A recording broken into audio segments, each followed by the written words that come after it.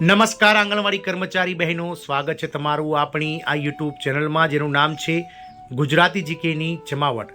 તો આજ રોજ માનનીય મુખ્યમંત્રી શ્રી ભૂપેન્દ્રભાઈ પટેલની અધ્યક્ષતામાં જે છે તે કમલમ ખાતે એક મહત્વની કેબિનેટ બેઠક યોજાવા જઈ રહી છે।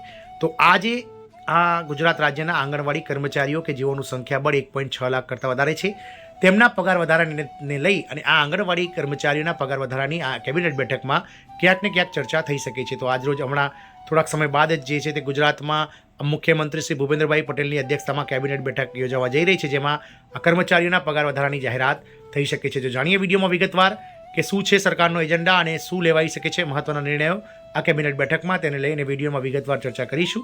તો વિડીયોના અંત સુધી આ બન્યા રહો અને જો બહેનો તમે અમારી ચેનલમાં પહેલી વાર વિડીયો જોતા હોય તો ચેનલને સબસ્ક્રાઇબ કરી લેશો, જેથી કરીને ચેનલ પર મૂકવામાં આવતા આવા આંગણવાડી પગાર વધારાના સમાચારો તમને સરળતાથી વિડીયોના માધ્યમથી ઉપલબ્ધ થઈ જાય। તો આજ રોજ માનનીય મુખ્યમંત્રી શ્રી ભૂપેન્દ્રભાઈ પટેલની અધ્યક્ષતામાં કેબિનેટ બેઠક યોજાવા જઈ રહી છે। હાલમાં જ એટલે કે ટૂંક જ સમયમાં 4 વાગ્યા સુધીમાં સાંજે આ બેઠક યોજાશે, જેની અધ્યક્ષતા માનનીય મુખ્યમંત્રી શ્રી ભૂપેન્દ્રભાઈ પટેલ કરશે। આ બેઠકમાં ગાંધીનગરમાં સીએમના અધ્યક્ષસ્થાને જે કેબિનેટ બેઠક યોજાશે તેમાં ઘણા ખરા મુદ્દાઓ પર ચર્ચા કરવામાં આવશે, જેમાં ગુજરાત હાઈકોર્ટ દ્વારા ગત 20 ઓગસ્ટ 2025ના રોજ ડિવિઝન બેન્ચ એટલે કે ડબલ જજ બેન્ચની જે બેન્ચ દ્વારા જે ચુકાદો આપવામાં આવ્યો છે, જેમાં 6 મહિનાની અંદર એટલે કે 28 ફેબ્રુઆરી 2026 સુધીમાં આંગણવાડી કાર્યકર અને તેડાગર બહેનો જેઓ બંને સંવર્ગોને હાલમાં જે મળતું વેતન છે તેમાં 14,800 રૂપિયા એટલે કે ગુજરાત સરકારના વર્ગ 4ના બેઝિક પગાર પ્રમાણે જે છે તે વધારો કરી આપવાનો મહત્વનો ચુકાદો આપ્યો હતો, ઐતિહાસિક ચુકાદો આપ્યો હતો। અને રાજ્ય સરકાર આ ચુકાદાને આજે 3 મહિના જેટલો સમય વીતવા છતાં પણ હજુ સુધી કોઈ જાતનો પોઝિટિવ નિર્ણય લઈ શકી નથી અને કોઈ પણ જાતની ચર્ચા કરવા પણ તૈયાર નથી। ત્યારે આજ રોજ માનનીય મુખ્યમંત્રી શ્રી ભૂપેન્દ્રભાઈ પટેલની અધ્યક્ષતામાં મળનાર આ કેબિનેટ બેઠકમાં ક્યાંક ને ક્યાંક આ આંગણવાડી કર્મચારીઓના પગાર વધારાનો મુદ્દો પણ સંકળાઈ શકે છે અને સરકાર આ મુદ્દે જે છે તે ચર્ચા પણ કરી શકે છે। તાત્કાલિક જે ધોરણે સીએમએ જે રીતે કેબિનેટ બેઠક યોજી છે તે જોતાં એવું લાગી રહ્યું છે કે ઘણા ખરા જે વણ ઉકેલ્યા જે ગૂંચળાઓ છે તે આ બેઠકમાં જે છે કે ઉકેલાઈ શકે છે। તો ગુજરાતમાં લેવાશે મોટા નિર્ણયો। આજે ગાંધીનગરમાં સીએમની અધ્યક્ષતામાં જે કેબિનેટ બેઠક યોજાવા જઈ રહી છે।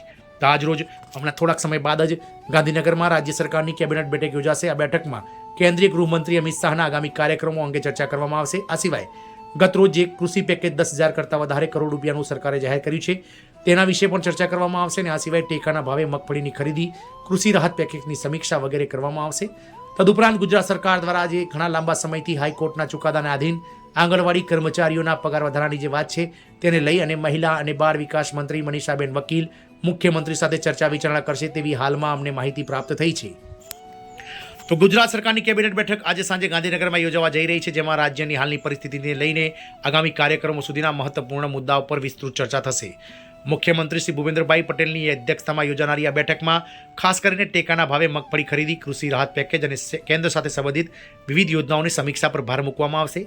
આ કેન્દ્ર સાથે વિવિધ જે યોજનાઓ સંબંધિત છે તેમાં ગુજરાત હાઈકોર્ટે જે માનદ વેતનમાં આંગણવાડી કર્મચારીઓના વધારો કરવાનું કહ્યું છે, તો ગુજરાત સરકાર આ બેઠકમાં ખાસ કરીને ભારત સરકાર સાથે સંકલન સાધવાનો મહત્વનો જે છે તે નિર્ણય લઈ શકે છે, કારણ કે રાજ્ય સરકારને જે છે તે આગામી 6 મહિનામાં ગુજરાત હાઈકોર્ટે આ બંને સંવર્ગોને 14,800 પગાર વધારી આપવી અને આંગણવાડી કાર્યકરોને 24,800 રૂપિયા અને તેડાગર બહેનોને 20,300 રૂપિયા નવું માનદ વેતન ચૂકવવાનો આદેશ આપ્યો છે અને આના માટે સરકારને 6 મહિનાની અવધિ મળી છે। ત્યારે આજે 3 મહિના કરતાં વધારે સમય વીતી ગયો હોવા છતાં આ મુદ્દાનો જે છે તે આજની બેઠકમાં ચર્ચા થશે અને ચોક્કસથી સરકાર આ બાબતને લઈ અને કેન્દ્ર સરકાર સાથે વિવિધ યોજનાઓની જે સમીક્ષા પર ભાર મૂકશે। તેમાં આ કેન્દ્ર સરકારનો જે પ્રોજેક્ટ છે ICDS પ્રોજેક્ટ, જેમાં માનદ વેતનના 60% હિસ્સો કેન્દ્ર સરકારનો છે, જેનો ઓક્ટોબર 2018 બાદ 1 પણ રૂપિયાનો વધારો કેન્દ્ર સરકારે કર્યો નથી। આથી સરકાર ચોક્કસથી કેન્દ્ર સરકારની બીજેપી સરકાર જે છે NDA સરકાર તેની સાથે વિચાર વિમર્શ કરી સંકલન સાધી અને આ વધારો કરવા માટે કેન્દ્ર સરકારને પણ જે છે તે રાજી કરી શકે છે। રાજ્યના ખેડૂતોને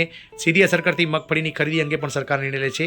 તદુપરાંત રાજ્યની વર્તમાન સ્થિતિની સમીક્ષા બેઠક દરમિયાન રાજ્યની વર્તમાન સ્થિતિની પણ વિગતવાર સમીક્ષા કરવામાં આવશે। છેલ્લા સમયમાં ખેડૂતોના મુદ્દાઓ, હવામાનની અસર અને વિવિધ વિભાગોની કામગીરી અંગે કેબિનેટ સભ્યો વચ્ચે ચર્ચા થવાની છે।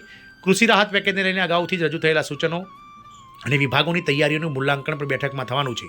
રાજ્ય સરકારની ચિંતન શિબિર સંબંધિત આયોજન અને તેની આગળની પ્રક્રિયા અંગે પણ વિચારણા થવાની સંભાવના છે।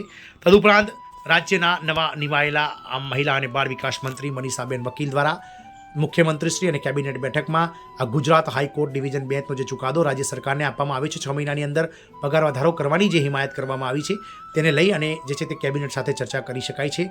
કેબિનેટમાંથી ચોક્કસથી આ બાબતને લઈને પોઝિટિવ આન્સર મળી શકે છે અને આપણે અગાઉ વાત કરી તે પ્રમાણે કેબિનેટની બેઠકમાં કેન્દ્ર સરકાર સાથે સંકલન સાધવાને લઈ અને હવે મહિલા અને બાળ વિકાસ વિભાગ તેમજ ગુજરાત સરકારના નાણાં વિભાગ દ્વારા જે છે તે કવાયતો હાથ ધરવામાં આવી શકે છે. તો આજની બેઠકમાં જે છે તે મહત્વના ચુકાદો આ પગાર વધારાને લઈને આવી શકે છે. બહેનો, જય હિન્દ, અસ્તુ.